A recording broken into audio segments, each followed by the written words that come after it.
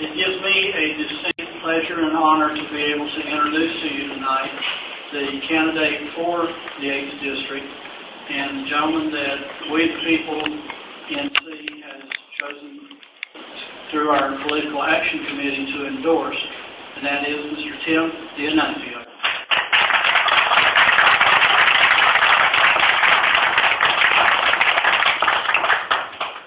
Thank you, everyone. Thank you for the warm welcome. And I want to start off with just a few remarks and address what everybody knows has taken place over the last couple of days. And then, of course, I'm not going to not answer questions about that. Okay, we're going to answer questions. And to start with, my wife, my second oldest son, John, his wife, my granddaughter, my son, one of my younger sons, and my younger daughter are going to come through the door. And my reluctance to answer some of these accusations, that's not that.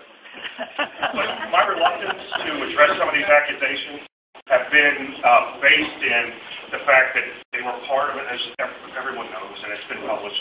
It's been part of it was part of an ugly divorce. And in order to address those, it brings in a certain aspect of discrediting people who I have mended a relationship with. One of my sons is from my first marriage. I am not going to make any accusations or do anything to impugn or attack anyone who was part of that in order to defend myself. And in any other case or in any other way, I will answer any part of it. But when it comes to motivations on why these things were done or anything along that line, I'm not going to get into it, and just for those reasons. So,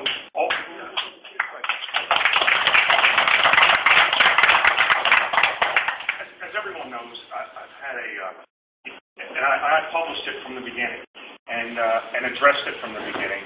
And that's the way most people, and even the party people, know about these things in my past, is I did not try to hide them. I told them that I had a troubled upbringing. I came out of Philadelphia. Actually, I joined the Army when I was 15 years old to get away from that stuff. And went back home, got involved with other things, drugs as it's been published. And for a year, I struggled with that, and I overcome it. Not a lot of people do. I thank God that I was able to. And then, of course, along with that came all the things that are part of that lifestyle. I got in trouble with the law. But beyond that, I went in the Army. And back in that day, I was probably part of the last group of people that was actually offered that option when you got in trouble as a juvenile. Son, go in the Army and it'll straighten you out. And that's what I did. And it did straighten me out. But again, having this conversation over the past couple of days with several people, it brings out a lot of points that are valid points, not just about my life, but about the condition of the country and the solution. Because I've had to seek solutions and solve problems in my personal life and point out specifics.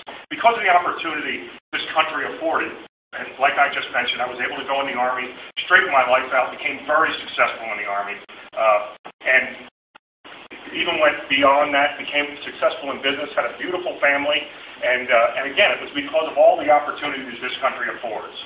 And what happened, though, as time went on, there was still something missing. And even though all the things were in place that I needed to be able to succeed